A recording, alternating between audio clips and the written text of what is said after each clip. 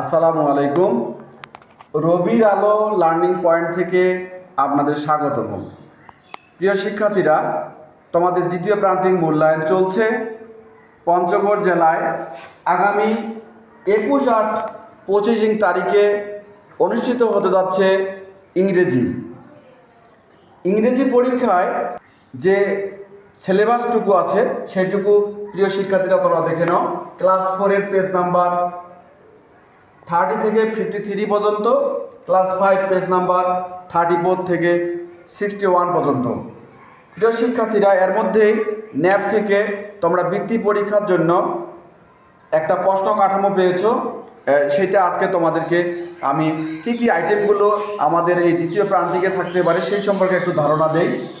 প্রথমে আমরা আসি সিন, অর্থাৎ পুরো টেক্সট বই থেকে একটা গল্প তুলে দেওয়া বা একটা পাঠের অংশ তুলে দেওয়া অথবা ডায়লগ থেকে একটুকু অংশ তুলে দেওয়া।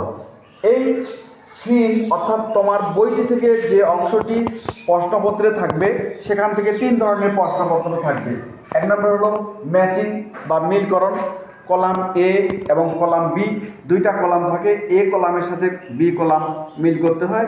এটা তোমরা অনেক দিন ধরে করে আসছো। দ্বিতীয়ত থাকবে মেক সেন্টেন্স, বাক্য তৈরি, অর্থাৎ ছোট শব্দ দিয়ে একটা ইংরেজি শব্দ দিয়ে বাক্য তৈরি, যেমন school, I go to school, I like my school, এরকমই বিভিন্ন থাকতে পারে। এরপরে অ্যান্সার টু দ্য কোশ্চেন, অর্থাৎ ফলোয়িং, নিচে অনেকগুলো প্রশ্ন দেওয়া থাকবে, অনেকগুলো বলতে 6টা প্রশ্ন থাকবে তোমাদের। এই যে সিন যে টেক্সটটা আছে এখান থেকে 6টা প্রশ্ন থাকবে, তার মধ্যে তোমাকে 6টারই প্রশ্নের উত্তর দিতে হবে। এটা অত্যন্ত গুরুত্বপূর্ণ, এখানে কোনো অল্টারনেটিভ প্রশ্ন থাকবে না। তাই এক একটা মান হলো 3, 3, 6, 18 নম্বর। ম্যাচিংয়ে থাকতেছে 5 নম্বর, মেক সেন্টেন্সে থাকতেছে 5 নম্বর। এই মোট 18, 5, 5, 10 আর 18, 10-এ 28 নম্বর সিন থেকে। এখন আমরা চলে আসি প্রশ্ন নাম্বার 4-এ।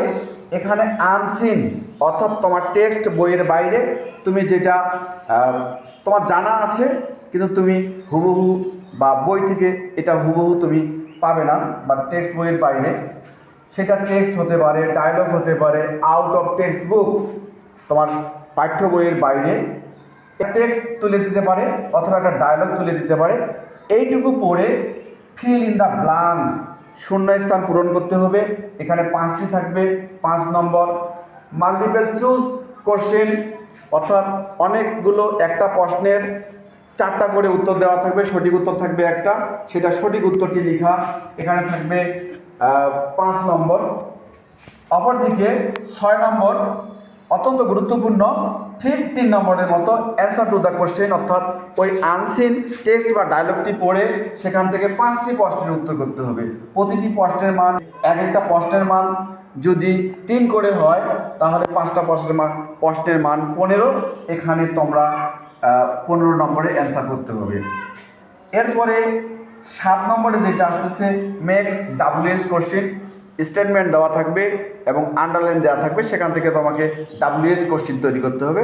এই সম্পর্কে তোমরা বিশদ জানো। পরবর্তী ক্ষেত্রে এই বিষয়ে আমি তোমাদেরকে পরীক্ষার পরে এক এক করে ডিটেলস বিষয়গুলো বুঝিয়ে বলার চেষ্টা করব। নম্বরে থাকতে পারে রিঅ্যারেঞ্জ, এলোমেলো বাক্যগুলোকে, একটা বাক্য এলোমেলো করে সাজানো থাকবে, এটাকে আমাকে সাজিয়ে সঠিক করে লিখতে হবে।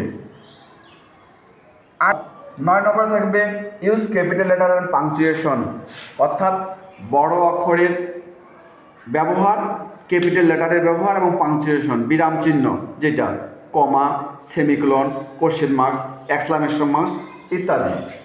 দ্য ব্ল্যাঙ্ক, এইটা পূরণ করব আমরা রিলেটেড কি দিয়ে, ডেজ, মান্থ, দিন অথবা মাস অথবা টাইম, সময় দিয়ে, অথবা কার্ডিনাল ক্রমবাচক অথবা অর্ডিনাল নাম্বার, সংখ্যাবাচক দিয়ে আমরা ফিল ইন দ্য ব্ল্যাঙ্কটা পূরণ করব। এই সম্পর্কে তোমাদের যথেষ্ট ধারণা আছে। প্রিয় শিক্ষার্থীরা, 11 নম্বরে যেটি থাকবে সেটি হলো কারেক্ট ফর্ম অফ ভার্ব, ক্রিয়ার সঠিক ব্যবহার। এখানে ভার্বটা সঠিক থাকবে না, সেটা আমাদের সঠিক করতে হবে। 12 নম্বরে থাকবে রাইট এ সিম্পল লেটার। এটা একটা সাধারণ একটা লেটার থাকবে, write a letter to your friend about your homeland, country, motherland, your family, your new friend, এইরকম কিছু একটা থাকবে। এবং সর্বশেষ 13 নম্বরে থাকবে কম্পোজিশন, অর্থাৎ প্রবন্ধ বা রচনা। এটা বইটা যদি আমরা টেক্সট বইটা যদি আমরা পুরোটাই সম্পর্কে আমাদের ধারণা থাকে, তাহলে এই বিষয়ে আমরা সুন্দর করে লিখতে পারবো। এটা টেক্সট রিলেটেডও হতে পারে অথবা অন্য কিছু হতে পারে।